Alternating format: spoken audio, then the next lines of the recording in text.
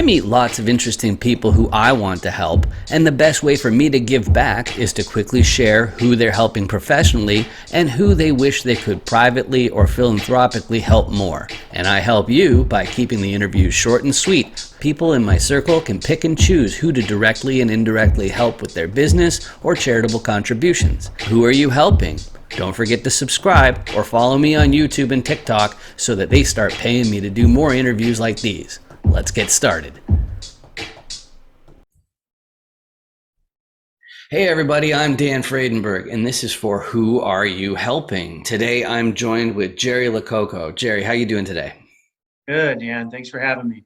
Awesome. And so in this show here of Who Are You Helping, sometimes I run into people where I want my network to know more about them, and I'm not quite sure where we fit in. You're a person of interest, something like that, and so I want to really find out who are you helping, how people can help you, and that way we can just really get the bang for our buck in these really condensed formats. So Jerry, could you please introduce yourself for the audience? Yes, I'm Jerry LoCoco. I'm an industrial real estate broker in Dallas, Fort Worth, and based out of the Galleria in Dallas. And I work with Paladin Partners. And so my kind of area of focus in DFW is industrial development ground. That's kind of my one of my main focuses. And so if you're a landowner owns light industrial ground, heavy industrial ground, or land that could be entitled as such, that's somebody that I can definitely help out in a market that's moving so quickly in terms of pricing. It's absolutely critical that owners, unless they're in the market day to day, like a broker would be, it's critical to hire somebody like a broker to help you make sure you don't leave money on the table, because this market is moving fast and it seems that it's going to continue that type of momentum. And then the second component would be is an industrial tenant rep. And so I help tenants locate space. And something that's kind of unique about my background is I grew up in construction. I used to own a construction company, so I understand tenant improvements and I understand the construction process in terms of scheduling and things like that. And I also have a law background as well. Not that I draft lease agreements or anything like that, but it comes in handy when you've got two attorneys on both sides and you can somewhat speak their language. Somewhat. That's funny, and modesty is clearly one of your traits. But so as far as the first question goes, it's who are you helping professionally, and you've definitely already described what it is you do for them. But I guess like when a lot of commercial real estate investors, they're interested in meeting like mom and pop owners or something like that. But can you go into a little bit more detail on who precisely you tend to be best suited to help? You said the landowners, so it's like, are there any other? I think, I mean, hopefully this sounds modest. That's definitely my intent is I think one of the things that you learn in law school is to help understand multiple perspectives. And so to help, be able to put yourself in the shoes of somebody else. And so I think whether the landowner is a mom and pop farmer type or, a sophisticated investor, developer, land speculator, I think I do a pretty good job of understanding um, people's characteristics, people's personalities. If somebody's an engineer type, you don't talk to them like somebody that's a sales type. You're going to talk over them. You're going to be way too excited. They're not going to understand. They're going to want to pull back. So I think part of what I do is really trying, not in a manipulative type of way, but just in a way that you're trying to solve problems and say, talk to people the way that they want to be talked to, the way that their personality would dictate. And so that's the professional context. Now, who do you have outside of a professional context that you wish you could help more? So I grew up in a border community called Yuma, Arizona, and I grew up in a very Hispanic neighborhood. Actually, not very. I was the only white boy for miles, and so we grew up very poor. And the people around me like I said, we're all Hispanic, and we were all in the same plight together. You know, our parents were all equally a mess, and we were all just trying to get out of the world that we were born into, if you will.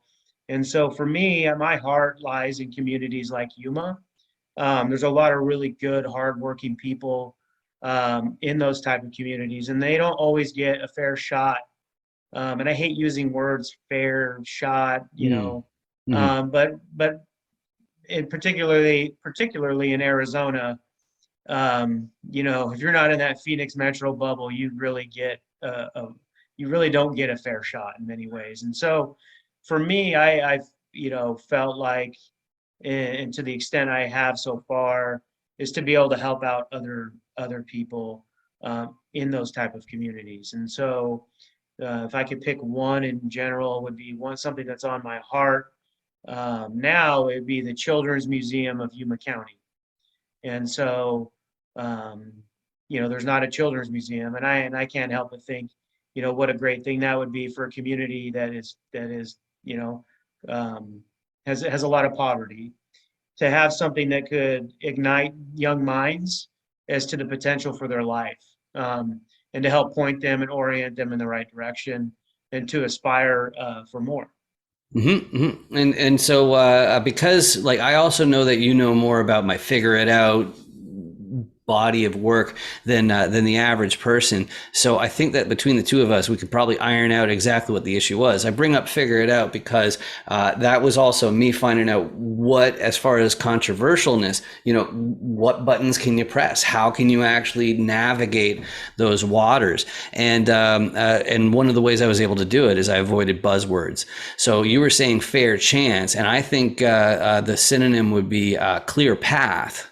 Mhm. Like, for example, with real estate, if it's made clear that like what efforts will result in what results, then there's a clear path. And I think that that is more what people are trying to say when they say a fair shot, but that's so, it's so laden with other connotations that I think that's why you didn't even want to use the term. How do you think about that as far as like a clear path to more success? I think I think it's great, and I think that clear path. I mean, like I think we talked about earlier is I think our country is flirting with the concept and ideas of communism, which as we've seen in the past has failed miserably, has led to millions of deaths. And so I think the way around and the way to avoid that is that people need to start caring a little bit more for each other.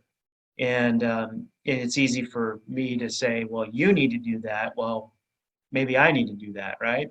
And so, and because I grew up poor, and I understand if you grew up super wealthy, you have no context. You have no idea when you drive by a trailer park, you don't have no idea what's going on behind those doors. Well, I do, because that's how I grew up. So, of course, I have empathy, and I think the key is that for people that have been blessed, is to understand um, that if we, not in a threat of punishment kind of sense, but if we really hope to proceed and to move forward as a society, Mhm. that we really do have to start caring for each other a little bit more. Now, Mhm. the government, I don't think the government needs to come and take millionaires' money and go give it away. But I think people, if you've been blessed, I think it's incumbent on you to help other people. But no one can force you to do that. It has to be your choice. It has to Mhm. be your choice. Yeah, yeah, and honestly, unless they're doing a stellar job, like what are you doing giving them a raise? Like why isn't that coming up in common conversation? I'm talking about the government itself, For so sure. you're getting all these people jumping on the bandwagon, and like I was talking to Brian Cuban, the attorney down there in Oh Texas, yeah, okay. also retired Nice. attorney actually, but he's now an author, and his brother is Mark Cuban. And Mhm. like I thought for a bit that the conversation got a little bit hairy when we got on the topic of the common trope of like you can't be an honest billionaire.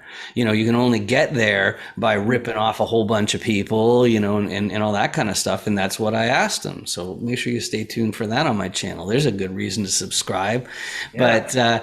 But yeah, it's I think that's some really insightful things, and like what I was saying about the topic is that the wealthiest people I meet are the people who are taking on more responsibility. They're taking responsibility for a company. They're taking responsibility for real estate assets. They're taking responsibility, and I think that's a lot with that. But that's who you can help and who you want to help more. But you mentioned that if somebody's a landowner in Texas, especially near Dallas, I imagine, then that's how people can help you is by reaching out. But is that the best way that people can help you, or do you have something else? On that side, my professional career, I mean, that's what I do. My wife and I, we own some rental properties and things like that. But in terms of my what I do right now as a broker, I'm very focused on the industrial side, on the development side, and then obviously you meet you meet tenants, you work with tenants as part of that process, and so. And I think that really helps actually when you're repping tenants, and they need to understand what their market is.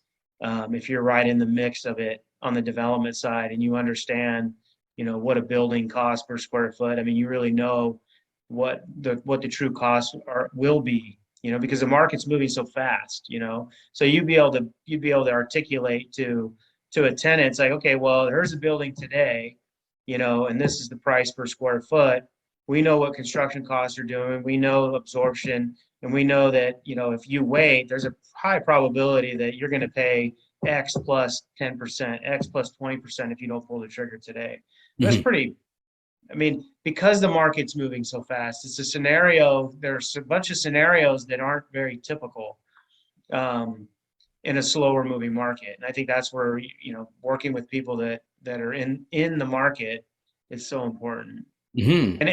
And I work with not to say that I understand every little nuance of the DFW market. I just happen to work at a very good office with a bunch of smart people as well that I work with. So Awesome. Awesome. And so if they want to help you out, how do they reach you, Jerry? best ones LinkedIn. Jerry LoCoco JD. All right. I love that. I love LinkedIn. It's such a good Yeah, yeah. LinkedIn is so good great. tool. Yeah, yeah. Yeah. It's a lot better than Facebook. But speaking of, this is also going to be featured on YouTube. Jerry, did you know that subscribing to my channel helps me? I do. I want to help you monetize, get some cheddar for all your efforts. I'm sure it might take you a year to break even after all the videos you've been producing. Oh yeah, oh yeah. It's a very expensive hobby, and but subscribing to YouTube is free. It just means that YouTube pays for these videos instead of me. But Jerry, do you have any good reasons for why they should subscribe to this channel?